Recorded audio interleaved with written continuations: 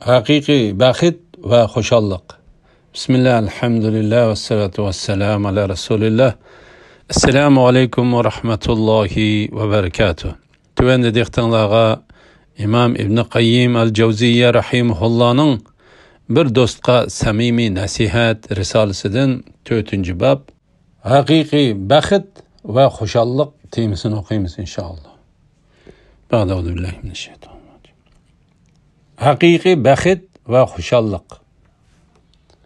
Agar yuqoridagi bayonlarimni tushungan bo'lsangiz, adoqi lazzat, mukammal xushalliq, yaxshilik va mangulik turmushning faqat Allohni bilish, yolg'iz uningga ibodat qilish, Alloh bilan birga bo'lgandila, ya'ni uni yod etib turgandila, tasalli tepish, uning bilan uchrashishga intilish, qalbni Allohga beg'ishlash va uning uchun tirishchilik ko'rsatish orqali vujudga chiqadiganligini bilalaysiz. Buningga selishtirganda eng arzimas hayot qalblari dunyo lazzatlariga chechilib ketgan va zehni Allohga markazlashmagan kishilarning hayotidir. Shunglashqa ular makonlashadigan turalg'u va panohlanadigan panohgoh topolmaydi. Darvaqa kishiga qalb tinchligi ato qiladigan yaxshi va manfaatli hayot kishi o'zi eng yaxshi ko'radigan zot Alloh subhanahu va taoloning hamrohligida bo'lganda tepilgan xotirjamlik va huzur orqali qo'lga keladi. Qalb o'zi yaxshi ko'radigan va intiladigan dunyo lazzatlariga qanchalik shung'ishdan qat'iy nazar toki kishi Rabbidan ozodlik, aminlik va xushalliq his qilmoqcha ularning hech qaysisidan huzurlanolmaydi. Halbuki Alloh subhanahu va taolo hukmronligi barliq mahluqotning ustida joriy bo'ladigan birdan-bir qo'llig'ichi va qo'g'dug'ichi bo'lib, uningsiz hech qanday qo'llash va qo'g'dashga erishkili bo'lmaydi. Siz faqat birla ishqa, ya'ni yolg'iz Allohning roziligi uchunla terishishga ahamiyat berishga kafolatlik qilishingiz kerak. Chunki bu Allohning bandasi erishishni orzu qila oladigan adoqiy xushalliqdir.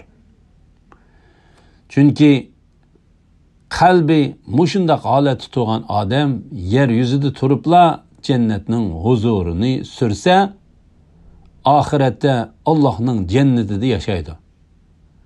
Qalbi Alloh subhanahu va taoloning muhabbati bilan to'lganlardan biri shundaq degan. Ba'zida qalbim Alloh subhanahu va taoloni yod etganlikdan kishini hayron qoldiradigan holatni boshdan kechirdi. Bu meni hayajonlantirdi. Agar jannat ahlimu mushundaq xushalliq va rohat ilkida yashaydigan bo'lsa, men ularning tasavvuridan hal qilgan xushalliq ichida yashaydiganligiga qat'iy jazm qila olmayman. Yana biraylan shundaq degan.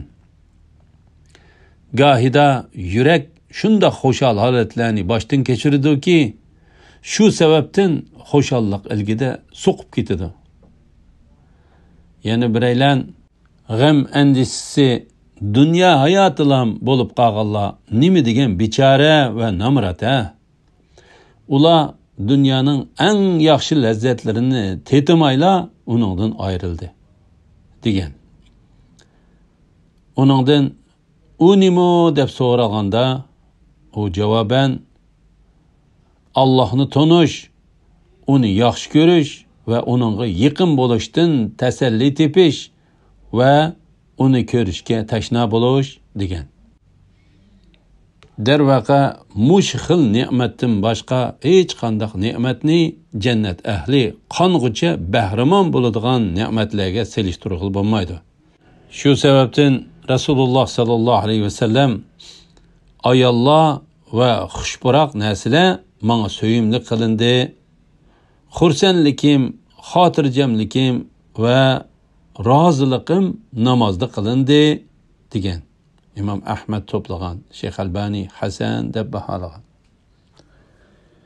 Yuqoridagi hadisda Rasululloh sallallohu alayhi vasallam dunyo ne'matlaridan ikkisining o'ziga so'yimli qilinganligini bayon qilgandan keyinla o'zining xursandligi, rozimanligi va xotirjamligining namozda qilinganligini aytgan. Bu hadisdan ko'rinib turibdiki, xursandlik, rozimanlik va xotirjamlik tuyg'ulari yaxshi ko'rishdan ustun turdi. Chunki kishi yaxshi ko'rganligi narsa uningga xursandlik, xotirjamlik va rozimanlik ato qila olmaydi. Kishi bularga faqat zotiy sabablik yaxshi ko'riladigan eng so'yimlik zot Allah subhanahu va taala orqaliqla erisha oladi. İbadet qilinishga loyiq yagona zot Allah subhanahu va taoladan boshqa hech kimni bu adoqqa darajada yaxshi ko'rishga bo'lmaydi. Allah subhanahu va taoladan boshqa har kim Allah'ni yaxshi ko'rishning natijasi sifatida yaxshi ko'rildi. Ya'ni kishilar yoki narsalar faqat Allah uchunla yaxshi ko'rildi. Biz Allah'tan boshqa hech kimni yoki hech narsani zotiy sabablik yaxshi ko'rmaymiz. Bu shuning uchunki Allah uchun yaxshi ko'rish tavhid masalasi bo'lib, Allah'tan boshqa biror kishini yoki narsani Allah uchun emas, zotiy sabablik yaxshi ko'rish shirkdir. Chunki mushriklar boshqalarni Allah bilan barobar ko'rib, ularni Allah'ni yaxshi ko'rgandek yaxshi ko'rdi. Muvahhid, ya'ni yolg'iz Allohga ibodat qilguvchi bo'lsa, Allah yaxshi ko'rganni yaxshi ko'rdi, Allah o'ch ko'rganni o'ch ko'rdi. Uning barliq amallari va cheklanishga tegishli ishlardan cheklanishi birdek Allah roziligi uchun bo'ladi. Din 4 qoidani asos qiladi. Din yaxshi ko'rish, o'ch ko'rish, qilish va tark etishdan iborat 4 qoidani asos qiladi. Yaxshi ko'rish bilan o'ch ko'rish, qilish bilan tark etishni taqozzor qiladi. Kim bularning hammasini Allah uchun ixlos bilan qilsa, uning iymoni komil bo'ladi. Agar kim bularning birasini yoki hammasini Allah roziligi uchun qila olmasa, uning iymoni shuningga ko'ra kamtik bo'ladi. Bu yerda o'tirib qo'yilmoqchi bo'lgan nuqta shuki, xursandlik, rozimanlik va xotirjamlik elib keladigan ishlar o'zimiz yaxshi ko'rgan ishlardan ustun turdi. Masalan, namoz o'qish bu dunyoda Allohni qizg'in so'ydigan bandalarga xursandlik, rozimanlik va xotirjamlik elib keladi. Chunki namoz qalblarni qanoat va xotirjamlik topqizadigan, jonlantiradigan birdan bir zot Allah subhanahu va taala bilan aloqa qilishni o'z ichiga oladi. Namoz kishilarni Allohni aslash shodligiga, ularning qalblarini Allohga tuvenchilik bilan itoat qilish dengiziga cho'mildirdi va ularni Allohga yaqinlashtirdi. Bo'libmi mu'min banda Allohga eng yaqin bo'ladigan sajda holatida texmo shundoq. Bu ma'na payg'ambar sallallohu alayhi va sallamning "Ey Bilal, bizni namoz bilan rohatlatgina" degan so'zida ifodalandi. İmam Ahmad va İmam Abu Davud to'plagan, Şeyh Albani sahih deb baholagan.